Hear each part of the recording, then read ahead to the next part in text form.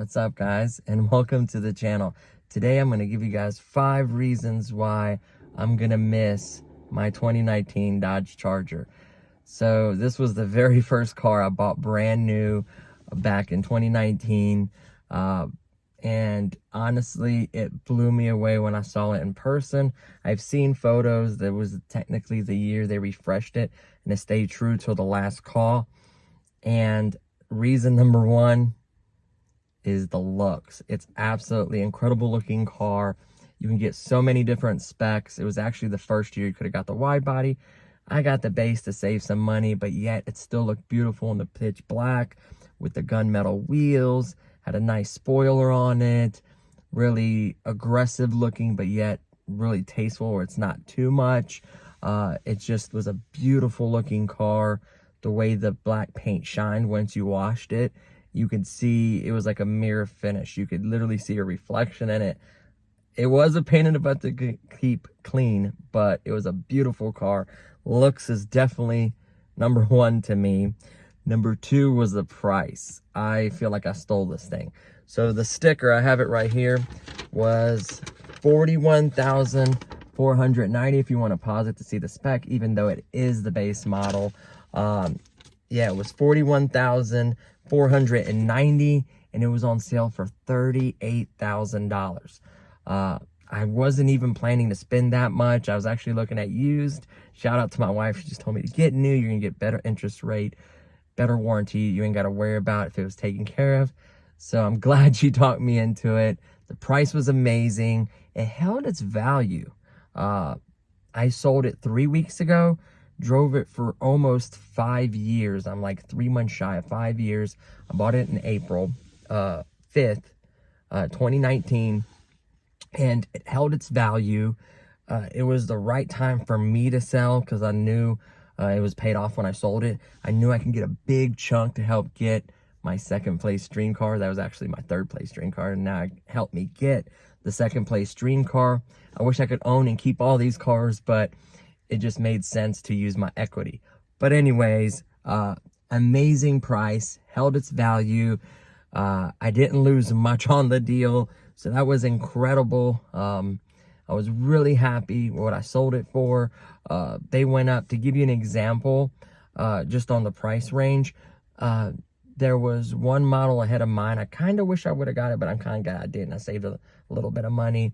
It was like $46,000. Of course, you got to factor everything else also about a warranty, so it was a lot more than that. But it was like $45,000 or $46,000, and it basically just had 275 tires with 6-piston Brembos and then a dynamic driving package, and that bumped it up to the $45,000 or $46,000.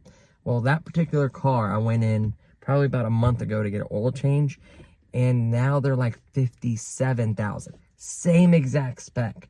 So that tells you the big increase. And that wasn't even the markup or anything. That was the actual sticker from the factory for the vehicle. So they went up significantly in value. That's what kind of like nudged me towards doing the deal, because I knew I could, whenever you buy a new vehicle, you're going to lose money. It's just a matter of how much. Some cars appreciate. I don't have that car, but I didn't lose my butt on it. I was able to get a nice chunk and walk away from the deal very happy. So I knew my car gained value, and I was very happy. It is currently for sale, by the way. Really quick shout out. North, I think it's Cronin Ford North in Middletown. They have my car for sale for $35,000. So they did some touch up, like paint correction stuff, cleaned it up. It has brand new tires, just got a fresh oil change. Brakes are good. Everything is solid. I've never had an issue with it. So, number 3, performance. Prior to this, I think the fastest car I had was a 2001 Dodge Avenger. That was my very first car back in 03. Came off a 2-year lease. And it was okay. It wasn't by any means a performance car. Sorry, I got an itch on the side of my nose. It's killing me.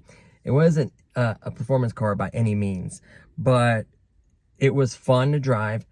This scat pack has a ton of power. Dodge claims 485 crank and 475 crank torque. So I've seen videos where they buy them, roll them onto a real wheel dyno, you know, like a dyno jet or whatever it may be. And they're putting down anywhere from 420 to 430 wheel horsepower.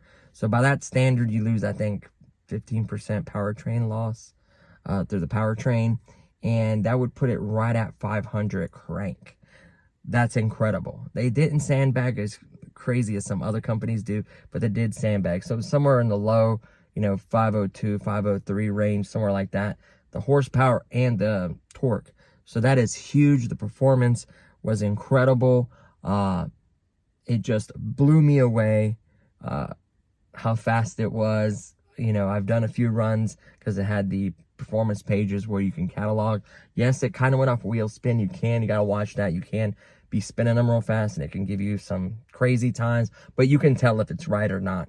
That car, I think the best I've seen is like 3.8, 3.9 with a good tire or good conditions.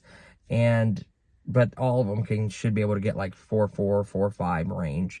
I think with 275s like I had, the Motor Trend, everybody got it like at 4.3 or 4.2. So it's a solid performing car, fast. It just broke 12. It can break 12 seconds. I think it's like 11.98, 11.99. I've seen 11 like 70 or 75, something like that. But that was with the back seat out. Some weight reductions. It being the base, though, was the lightest one, so it helped. It just was an amazing performance. I can't emphasize that enough. I loved it. And part of the performance, I'm going to lump it in, is the sound. The sound was the best sounding factory V8, in my opinion. Mustang's amazing. Camaros are amazing. Don't get me wrong, and other Firebirds. I'm not talking about aftermarket. From the factory, I believe Dodge had the most horsepower under 40 grand. And it sounded the best, in my opinion, under 40 grand. Now, if you get a high-end, more expensive vehicle, probably sound better. But for the price, the best sound, best performance, in my opinion. Of course, the new 10-speeds are faster, but I'm saying, like, for the price, it's just phenomenal. Everything has gone up since. But, yeah, it blew me away. So, number 4 on the list was the reliability. Nothing. I turned it in with 47,300 and never had anything break, never left me stranded, nothing. All I've literally done is change oils, and I dropped in a Canon air filter. That's it. I had to do nothing to the vehicle. Oh, I bought a set of tires because the 245s were kind of like skates. It was a lot of fun. Be careful, but it was so much fun because you can fishtail and just, it was a hoot. They were Goodyear, so they're actually good all seasons. Then being skinnier helped in the winter. It was a daily driver, even though I don't work in the winter. I get my winter break, but it was nice that, you know, it still was drivable if you're careful, but it was a lot of fun. So, yeah, reliability, rock solid. No issues there. I've seen examples of that motor get 250 plus, upwards of 300, no problems. A pushrod V8, less to go wrong, no boost, was higher compression, and you did have to run premium gas, which it's a performance car. You're not buying it for fuel economy or anything like that, but that was amazing. So reliability, rock solid, zero issues. And then last but not least is the features for the base. I've seen a base model under 40 to have more features. Of course, there's, you know, BMW, they start out at 75 or 90 or whatever the car may be. Jeez, oh, Pete, my nose is killing me. But it was insane to see the amount of features. You had line lock, launch control, SRT pages, valves in the exhaust, heated seats, heated steering wheel, touch everything, big old screen in it. What else? It just had a ton of features, nice tires and rims. Just a beautiful car for the price. I think the only modifications I did was put the scat pack projection lights in the doors, and then I removed Dodge on the back of the light because it was the only chrome on. I had no chrome, so I loved that. And it had plenty of room for the family. The features, the trunk's big, part of the features. It just was amazing. You know, it sounded amazing. I wouldn't say it made it quiet, but you can make it quieter. the feature set was incredible. I know I'm forgetting power window, power locks, power, seats, everything. For the price, honestly, I think it was incredible. Price to performance, reliability, looks. It just was the total package. So that's my 5 top reasons why I'm going to miss it. Of course, I love my new car, but it's always going to hold a special place in my heart because that thing treated me good. And that's what's important. Not only is it fun to drive and enjoy it, of course, drive and enjoy it. So there you have it. I'm going to miss it, but, I'm on a new chapter, so we'll see that whole. Stay tuned. There will be new content videos, of course, on this vehicle and tons of other content. This channel is new, so please subscribe. I would greatly appreciate it. Give this video a thumbs up if you enjoyed it. It's going to have tons of other content, not only on my previous vehicle, but this one, not to mention car spotting, car shows, reviews, new cars, news. It's just going to be, I'm going to try to get as much content as I can. Maybe get with some folks that have some built cars. Just really give you a nice mix. I will try to post at least 1 video a week with a bunch of shorts. I may get to 2 videos a week format, but I do go back to work soon. So we'll see how that works out, but hopefully I get enough content for you guys.